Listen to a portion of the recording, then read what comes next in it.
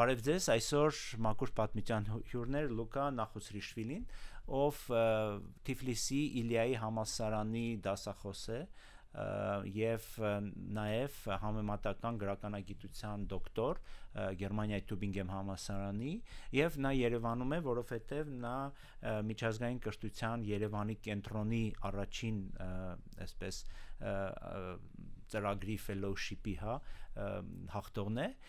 և մենք այսօր խոսել ենք Թիֆլիսի մասին, մենք խոսել ենք կայսերական, ռուսական կայսերական քաղաքականության մասին Թիֆլիսում և փորձել ենք հասկանալ ինչպես օպերան, որպես սիմվոլ, դարձավ այս արդիականացման քաղաքականության խորհրդանիշ և ինչպես այս թատրոն կարավանսարայ մի ընդհանրության մեջ, մի խառնարանի մեջ, ինչպես էին կառուցվում ռուսների, վրացիների և հայերի միջև հարաբերությունները այս բազմազան, բազմազգ և բազմապեղետ քաղաքում։ Շատ հետաքրքիր զրույց է ստացվել, շատ բաներ, որ ես չգիտեի, իմացա և դուք նույնպես կիմանաք, այնպես որ մինչև վերջ նայեք այս հաղորդումը, բաժանորդագրվեք մեր ալիքին, բաժանորդագրվեք մեր նաև տելեգրամյան և այլ ալիքներին և սիրեք պատմությունը։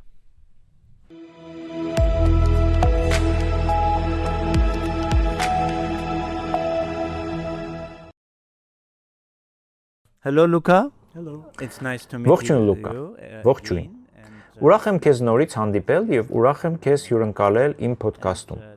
Այսօր մենք խոսելու ենք ոչ միայն Կովկասի մասին, որը միավորում էր մեր երկու ազգերը և Կովկասում ռուսական կայսրության ժամանակաշրջանի մասին, այլև ես կցանկանայի մի փոքր խոսել քո մասնագիտական ուղու, հետաքրքրությունների և այլ թեմաների մասին, որոնցով դու զբաղվում ես որպես մասնագետ, որպես այս ոլորտում ներգրաված մարդ։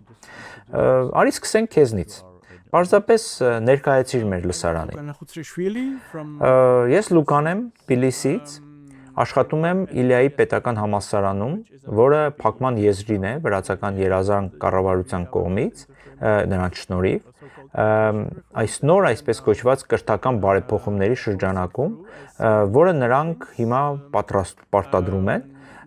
ինչպես շատ այլ բաներ։ Այնպես որ այս պահին ես Իլիայի պետական համալսարանի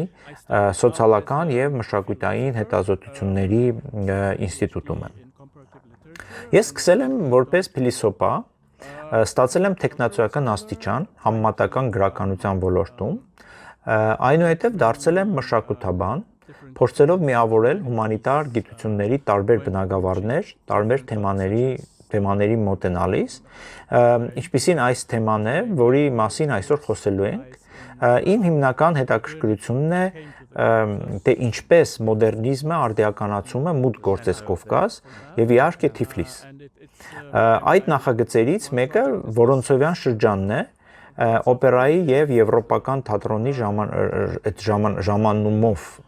այդ ժամանակաշրջանը։ Նաև հետաքրքրված եմ վրացական հեղափոխական մշակույթով, վրաց մենշևիկներով և Վրաստանի առաջին հանրապետությամբ։ Topics that I try to tackle. Yeah. Okay. And you're in Armenia. Դուք Հայաստանում եք միջազգային կրթության կենտրոնի կենսաթոշակային ծրագրով։ Մենք մի քննարկում ենք ունեցել Ժաննայի հետ, որպես մեր հյուրերից մեկը, եւ նա մի փոքր պատմեց ձեր կրթաթոշակի մասեր։ Կարող ես մի քիչ ավելի մանրամասնես, ինչ է դա, ինչ է ներառում, ինչքան է լինելու այստեղ։ Դա կենտրոնի կողմից անցյալ տարի մեկնարկած եռամսյա կրթաթոշակ է։ Ես հպարտությամբ կարող եմ ասել, որ առաջինն եմ, ռահվիրան կարելի ասել։ Հիմա խմբին միացել են նաև ուրիշները։ Ցավոք ես այստեղ եմ միայն մինչև մարտի վերջ։ Իսկապես կցանկանայի ավելի երկար մնալ, որովհետև սա հրաշալի փորձ էր։ Թե կենտրոնում, թե քաղաքում եւ երկրով մեկ շատ բաներ բացահայտելու համար։ Exploring so many and around the country exploring so many things, but yeah. Yeah, but you can come. Of It's course, not yeah. it's not Yeah.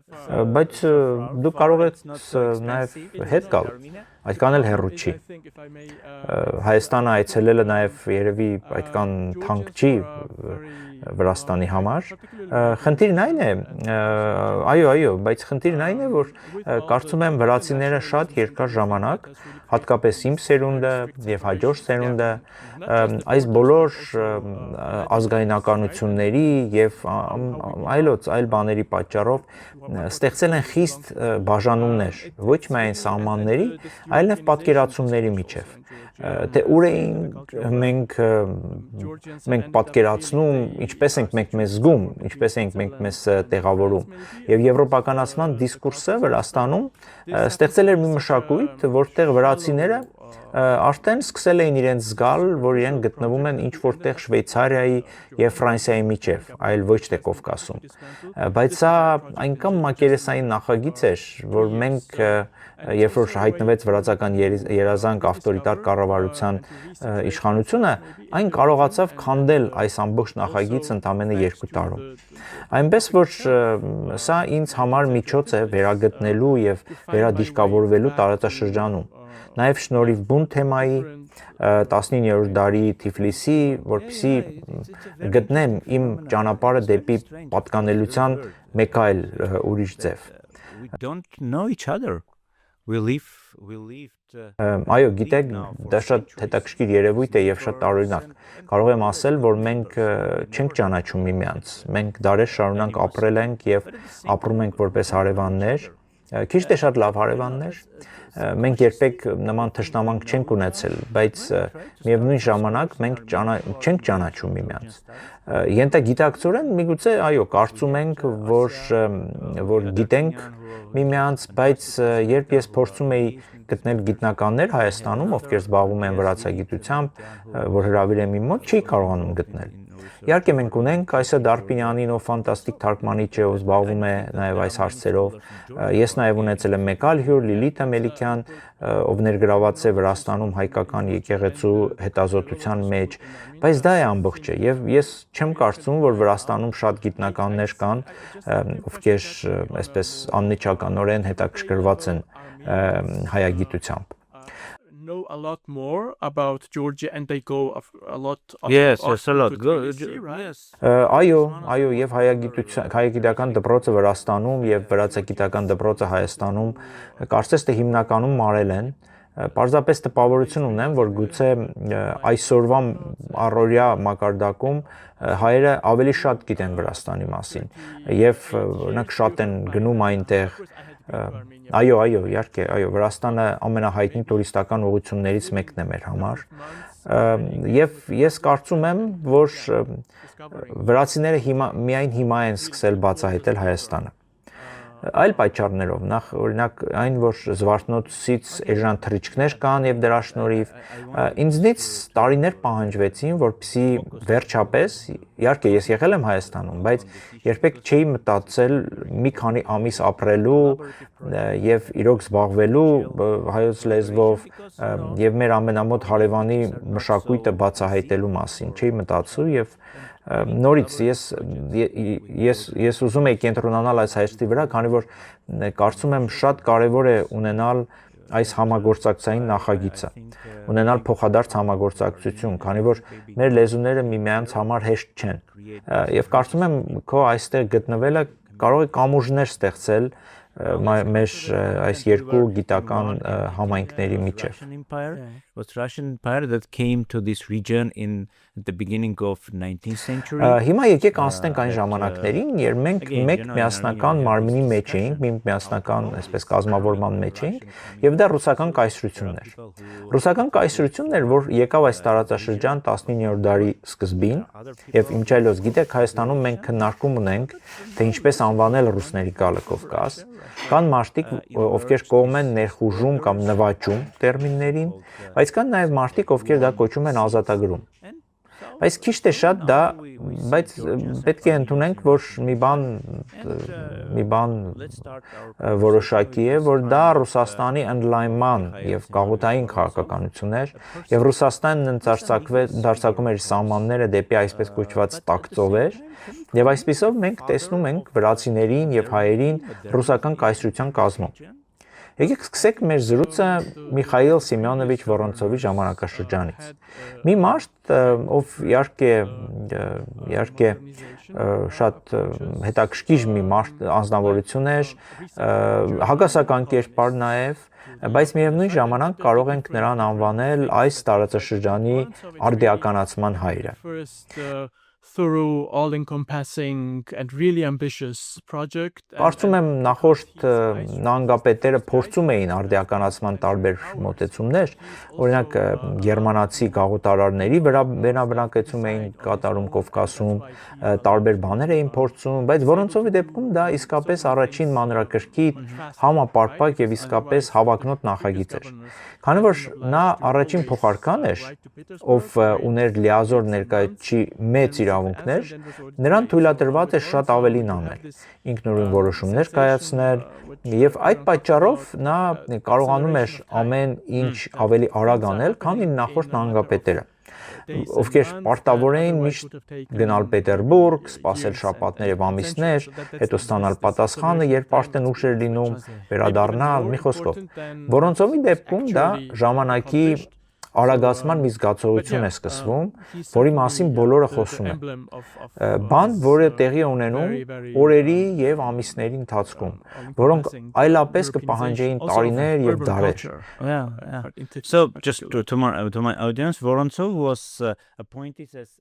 պարզապես իմ լսարանի համար նշեմ, որ Վորոնցովը նշանակվել էր որպես գեներալ նահանգապետ եւ նույնիսկ փոխարկա Կովկասում։ Նա ուներ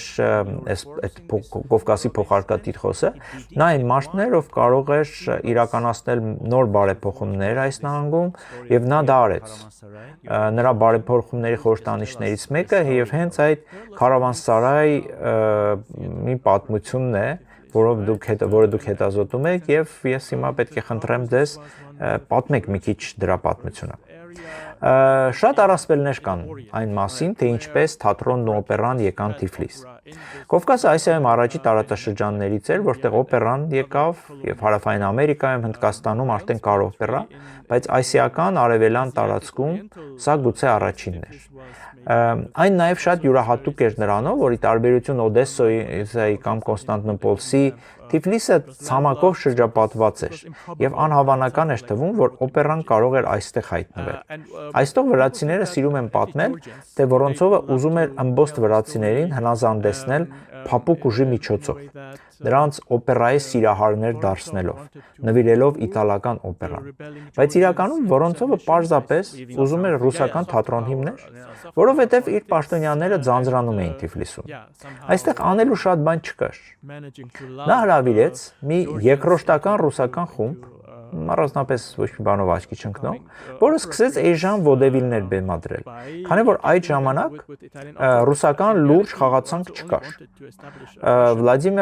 Խաղացանք չկար, բացի Գրիբոեդովի Գորե Ատումայից կամ Գոգոլի Ռեզիզորից, հետո հայտնվում է Վլադիմիր Սոլոգուբը,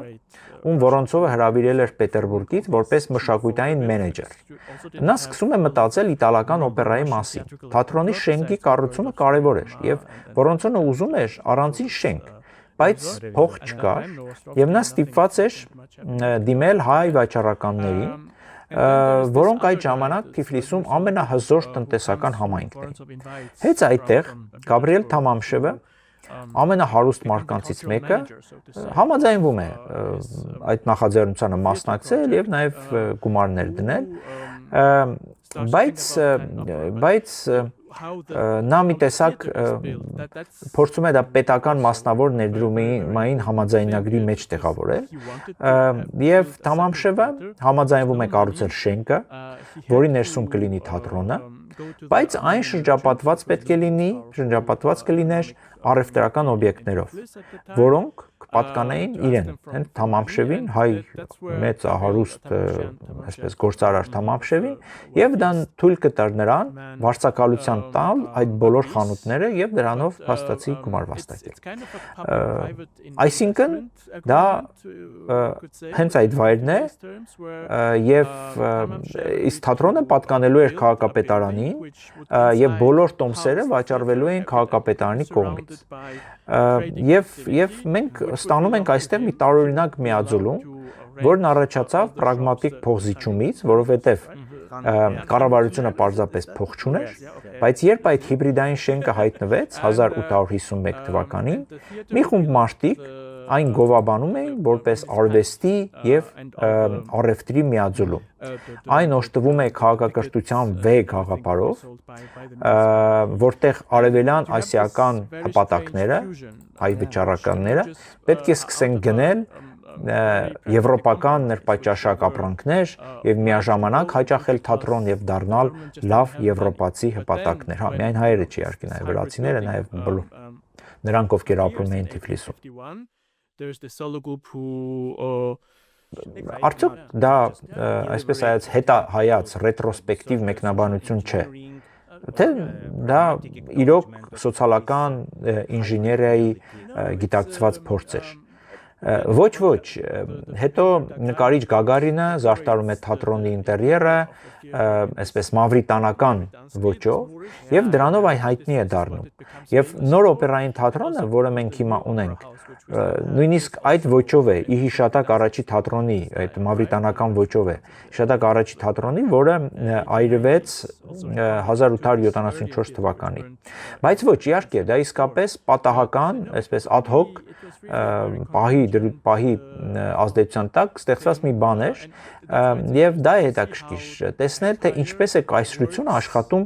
ոչ թե կանխամտածված ծրագրով, այլ ստիպված լինելով փոխզիջման գնալ նաեւ տեղական, այսպես ուժերի հետ։ Այսպիսով ուզում եմ շեշտել, որ դա միայն ասիական գաղութի եվրոպականացման քաղաքականություն չէր, թեև Վորոնցովի նախագիծը նաև դրա մասին էր, ներմուծելով ֆրանսիական նորամուծությունը եւ այլ եվրոպական տարրեր եւ հարուստ հայ վաճառականների եւ վրաց ազնվականների կանայք պարտավոր էին գնել թանկարժեք նոր ֆրանսիական զգեստներ Վորոնցովի կնոջ պարահանդեսներին փոխարկայի պալատում ներկայանալու համար եւ նաեւ առաջացավ եվրոպական ապրանքների պահանջարկ եւ այս քարավանսարայը սկզբում նույնիսկ չպետք է այդպես կոչվեր այն ստացավ այդ անունը որովհետեւ մայրիկ սովոր էին քարավանսարայներին, բայց սա շատ այսպես տիպիկ կառույց չի։ And there is this overall trend of Այն պետք է դառնար բոլորովին նոր տեսակի առևտրային հաստատություն, առաջարկելով եվրոպական նորաձև ապրանքներ, ի տարբերություն օրինակ շուկայում, բազարում, այդ հայկական շուկայում վաճառվող այն ապրանքատեսակի, որը կա։ Իսկ ինչ է կարծում, որն է Թամամշևի հետաքրքրությունը։ Դա պարզապես բիզնես նախագիծ է նրա համար։ Գուցե նա, չգիտեմ, ճամփորդել է Հռոմում կամ Փարիզում եւ ուզում է նման մի բան ստեղծել իր քաղաքում։ Թե սա պարզապես իմ ենթադրությունն է։ Ես արդեն ասացի, որ վրացական առասպելաբանության մեջ, սա ընդհանրապես այդ առասպելաբանության մի մասն է դառնում, եւ առասպելաբանության մեջ վրացական մի գաղափար կա, որ Վորոնցովը կոտրեց վրացական դիմադրությունը, փորձեց կոտրել վրացական դիմադրությունը նրանց օպերայի սիրահար դարձնելով։ Իմ տպավորությամբ 19-րդ դարի Թիֆլիսը իրականում այսպես հայկական էր, հայկական այսպես աղբյուրներից մեկն էր,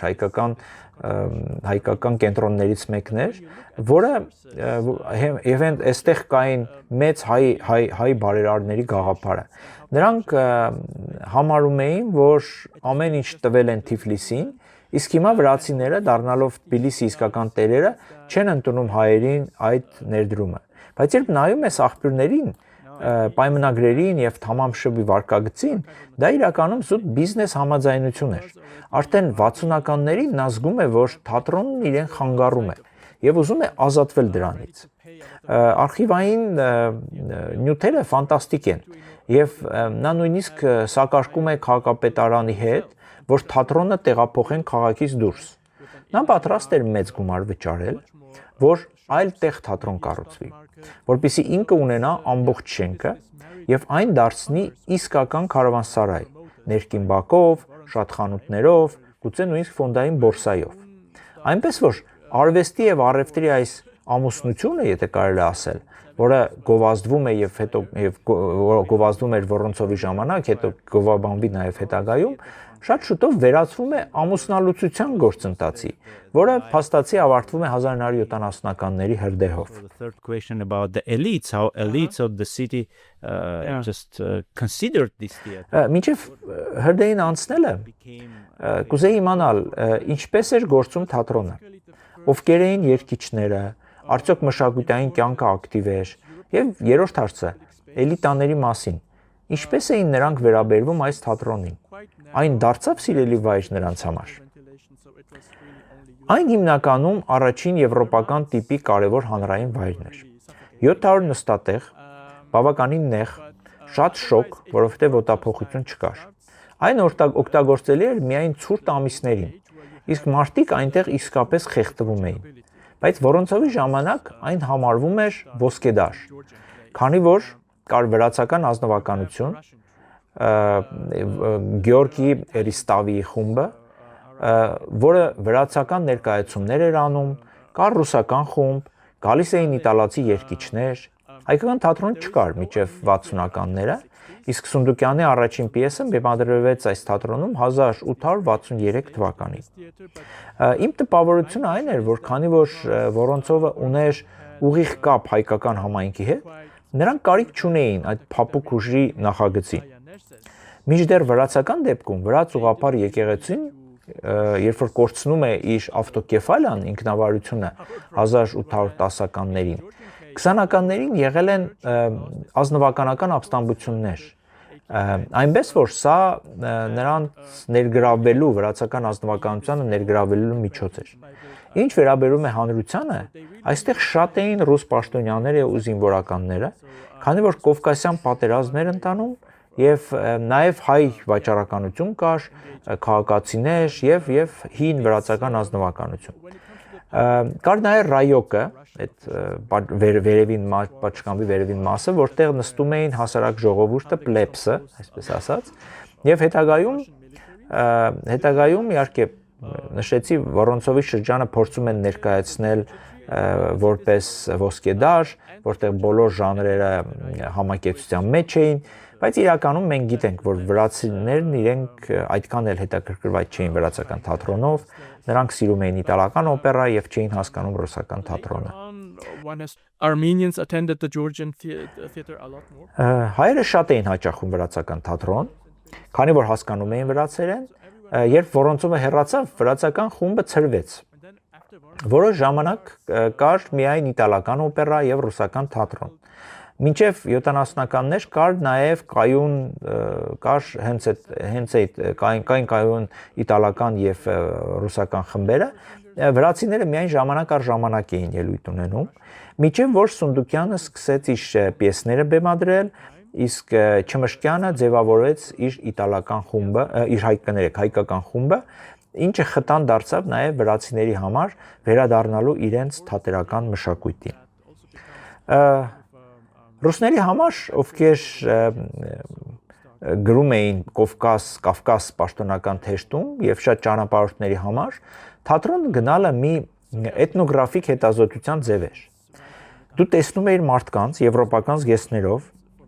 տարբեր զինվորական համազգեստներով, վրացական գլխազարդերով,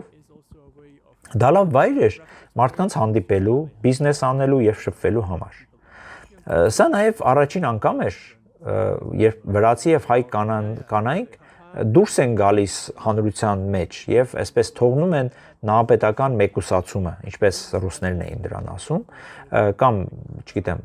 այլ կանայք հանում էին իրեն չադրաները եւ հագնում եվրոպական զգեստներ։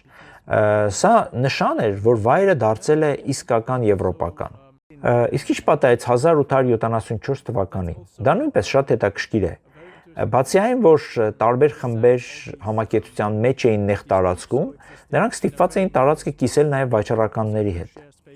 60-ականների եւ 70-ականների սկզբին նյութերից երևում է, որ այս համակեցությունը լավ չէր ընթանում։ Մշտական բախումներ էին լինում այն հարցի շուրջ, թե ով ինչպես է օգտագործում շենքը։ Բացի այդ, շենքը սկսել էր հնանալ։ 1850-ականներին այն տպավորիչ էր, բայց արդեն 70-ականներին արդեն հնացած էր համարվում։ Մենք դեռ հստակ չգիտենք ինչ պատահեց, բայց կար մի վաճառական Իվան Լազարյանը կամ Իվան Լազարևը, նա իմիջիայլոց հայտնի Լազարյանների ընտանիքներից չէր, այլ Հովհան Լազարյանը Անանորիից, որը Վրաստանում է գտնվում, ով մեղադրվեց հրդեհի մեջ, քանի որ կրակը սկսել էր նրա խանութից։ Մենք գիտենք, որ նա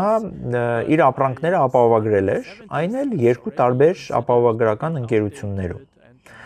Նա ուզում էր ստանալ ապահովագրական գումարը եւ այրել էր իր սեփական խանութը շահադիտական նպատակներով։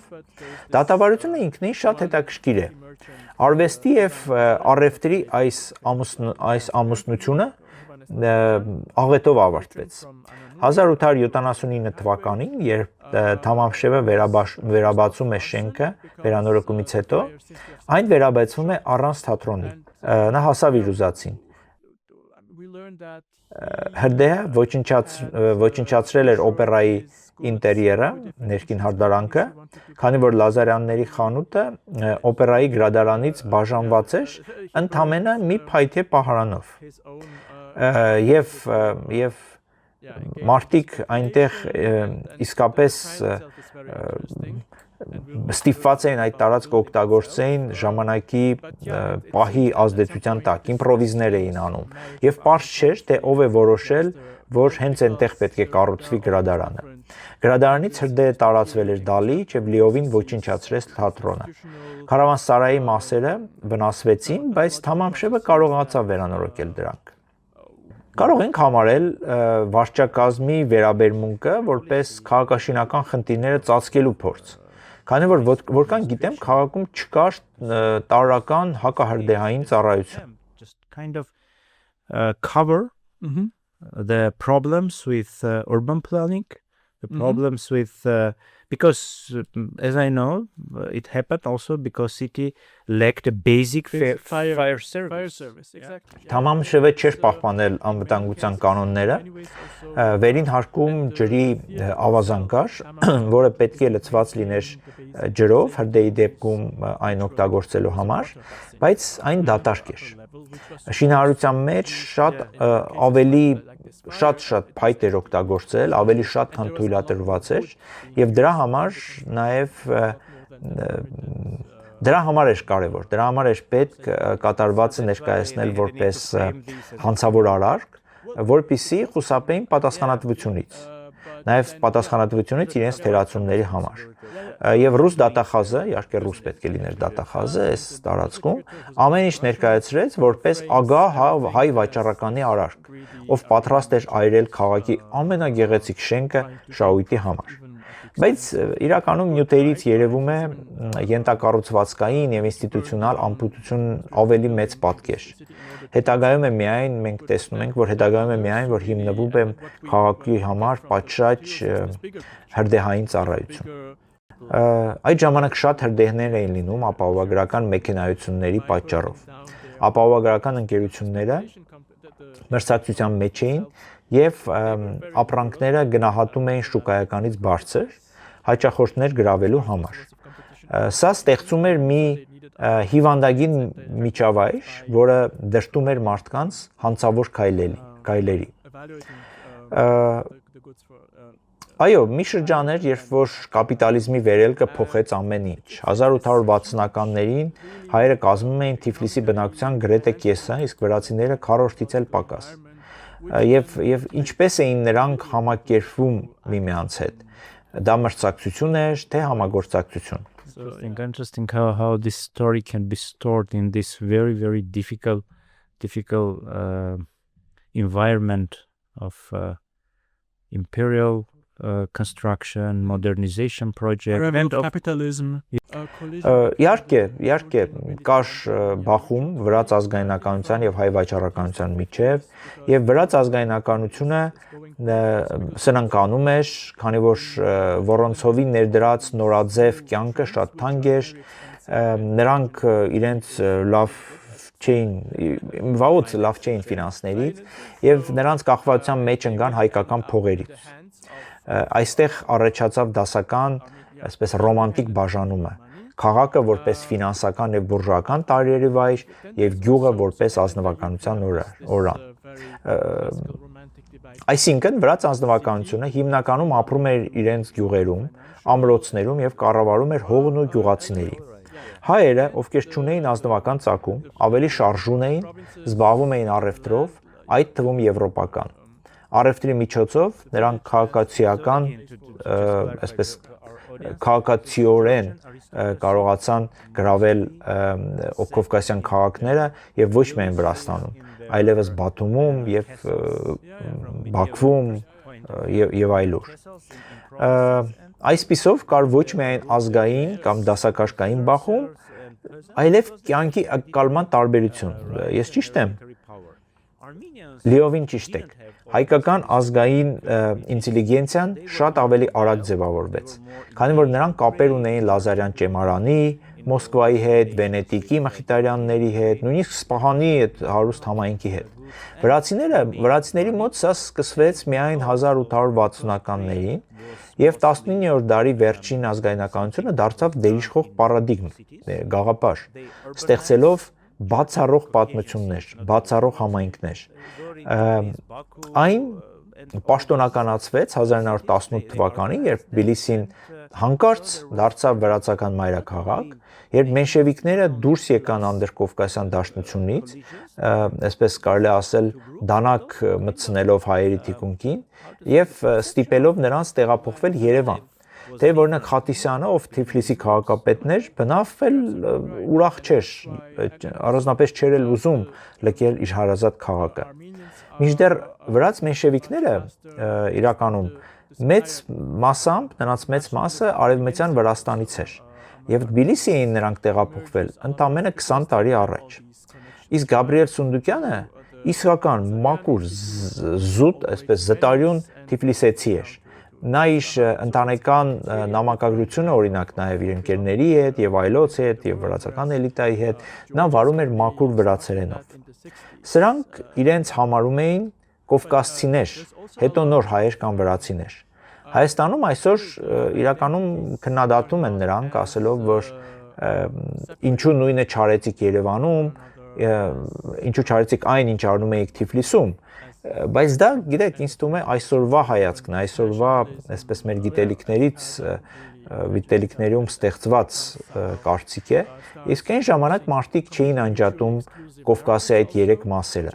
Արդյոք ռուսական կայսրությունը օգտագործում էր այս նախանձը, տարաձայնությունները, այս խնդիրները տարանջատվելու համար եւ այսպես բաժանիր որ տիրես սկզբունքը կիրառելու համար վերահսկելու համար տարածաշրջանը։ Armenians in the back and force them also to move to Yerevan and to make that their capital. Also Khatisyan had been the mayor of Tbilisi and is really not happy about leaving his hometown. Whereas all the Georgian Mensheviks were from Western Georgia, really just had moved to Tbilisi 20 years ago only. And so you have this process starting only much later. But otherwise, a person like Gabriel Sundukyan, who was a hardcore Tiflisian, right? Yeah. He is able to translate his own place into Georgian, and he's friends with Agit Ereteli and all the other the Georgian elites. His family correspondence is partly in the purest Georgian that you could ever write. So it's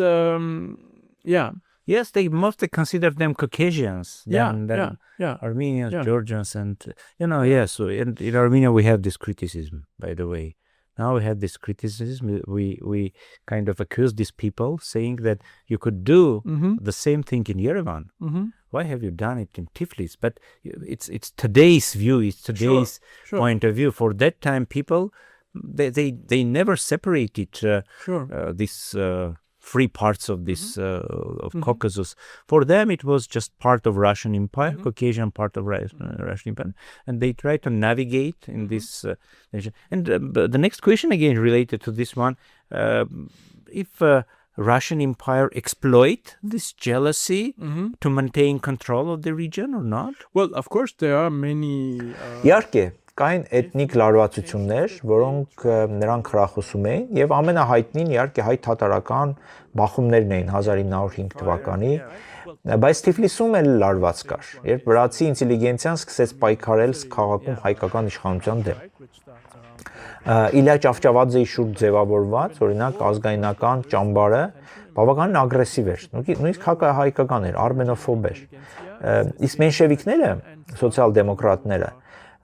փորձում էին ավելի հաշտեցնող դիրք բռնել։ Ռուսները միանշանակ կիրառում էին բաժանիր որ տիրես սկզբունքը։ Վրաց հայկական պատմությունը իրականում նման է երկու եղբայրների ընտանական վեճի։ Այն երբեք այդքան արյունալի չի եղել, որքան օրինակ հայ թաթարականը։ Միակ պատերազմը Հայաստանի եւ Վրաստանի միջև եղավ այն ժամանակ, երբ ի հայտ եկան ազգային պետությունները եւ սահմանային պահանջները։ Եվ դա է խնդիր եւ դա է տարբերությունը։ Մենք շատ ժամանակ չունենք, բայց կուզեի խոսել ձեր մեկ այլ հետազոտության մասին կամ հետազոտական մյուս թեմայի մասին, հեղափոխական ինքնիշխանության մասին, հեղափոխական սուվերենության մասին։ Ես տպավորված եմ վրաց մենշևիկների մասին ձեր աշխատանքով եւ հետաքրքիր է, որ նրանք վրացի էին ծնունդով, բայց կարելի ասել համաշխարհային հեղափոխական շարժման մաս էին։ Ընդունված տեսակետ է, որ վրաց սոցիալ-դեմոկրատները, մենշևիկները 1918-ին հանկարծ հեղափոխականներից վերածվեցին ազգայնականների։ Բայց ես որպես մշակութաբան փորձում եմ վերլուծել այն։ Անդրկովկասյան դաշնությունը փլուզվեց, որովհետև հոկտեմբերյան հեղափոխությունից հետո Տրոցկին նվիրում էր Կովկասի կեսը, եւ հայերը, վրացիները եւ ուրիշները ստիպված էին գտնել իրենց մեջ այդ ներուժը եւ նաեւ իրենց, չգիտեմ, եւ դիվանագիտական եւ ռազմական ուժը Կովկասը թուրքական առաջխաղացումից փրկելու համար։ Այս աշխարհաքաղաքական իրադարձությունները ստիպեցին վրացիներին մեկ գիշերվա մեկ լքել դաշնությունը, շոկի ենթարկելով ադրբեջանցիներին եւ հայերին։ Վրաստանի Դեմոկրատական Հանրապետությունը 3 տարիների ընթացքում նրանք ուզում էին պահպանել 1917 թվականի փետրվարյան հեղափոխության նվաճումները։ Նրանք բոլշևիկներին դավաճան էին համարում։ Խորհրդային ռոպագանդան ամբողջությամբ ջնջեց Նոր Ժորդանիայի նման հզոր գոտչի ներդրումը։ Նա իրականում շատ մեծ ազդեցություններ, մի տեսակ ոժդ էր։ Իր նպատակն էր ցույց տալ, որ վրացական ազգային պետությունը ռուսական մեծ հեղափոխության շարունակությունն էր փոքրիկ Վրաստանում։ Նրանք իրենց համարում էին ֆրանսիական մեծ հեղափոխության ժառանգները։ Կար Վալիկո Ջուղելի, ժողովրդական գվարդիայի հրամանատար, ով իր օրագրում գրում էր հեղափոխական ժողովրդավարության Ռուսաստան վերարտադրելու եւ ռուսներին բոլշևիկներից ազատելու հարցում օգնելու մասին։ Նա մի կերպար է Վալիկո Ջուղելին, ով ճնշում է բազմաթիվ ապստամբություններ Վրաստանում, այդ թվում օսետական ապստամբությունը։ Եթե նայենք Ժորդանիայի ազգային, այսպես, գաղափարներին, դրանք հիմնված են ավստրո-մարքսիստական դպրոցի վրա։ Նրանք չէին ձգտում անկախության, քանի որ գիտեին, որ Կովկասը շատ մասնատված է եւ բազմազգ։ Նրանք կարծում էին, որ միակ ճանապարհը մշակութային ինքնավարությունն է, առանց տարածքային պահանջների։ Սակայն աշխարհաքաղաքական սահմանափակումները ստիպեցին նրանց դառնալ ազգային պետության հայրեր, ինչը հանգեցրեց պատերազմների Ադրբեջանի եւ Հայաստանի հետ տարածքների համար, որոնցից նրանք սկզբում իհարկե ուզում էին խուսափել։ Դրա համար էլ մեզ պետք է ավելի շատ համագործակցություն այս հարցերում, որպեսզի հասկանանք Անդրկովկասում 1960-ականներին տեղի ունեցած գործընթացները։ Okay, it was very interesting and very illuminating for me. And I have traditional question when I try to discuss with my guests the future of humanities. Եվ ես ունեմ վերջին ավանդական հարցը,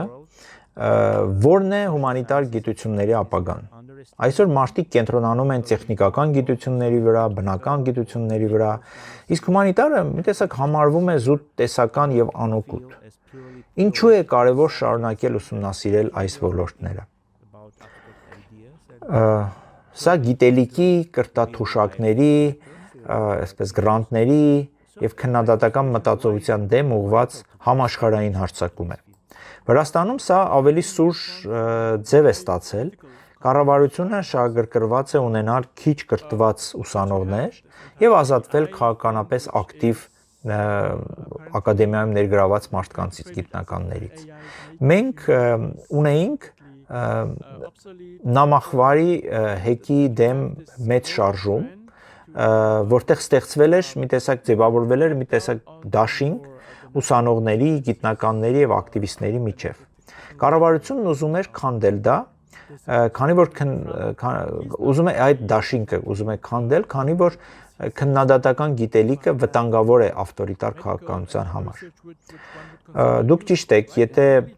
թույլատնում ենք հումանիտար գիտությունները, ստեղծում ենք մեծ տարածք մանիպուլյացիաների եւ կեղծ նարատիվների համար, քանի որ հումանիտար գիտությունը առաջին հերթին քննադատական մտածողություն է։ Եվ ես ունեմ երկրորդ հարցն է եւ ավելի անձնական, ինչու որոշեցիք ձեր կյանքը նվիրել հենց այս ուղում։ Չէ՞ որ կարող եք լինել օրինակ քիմիկոս։ Ոչ, ես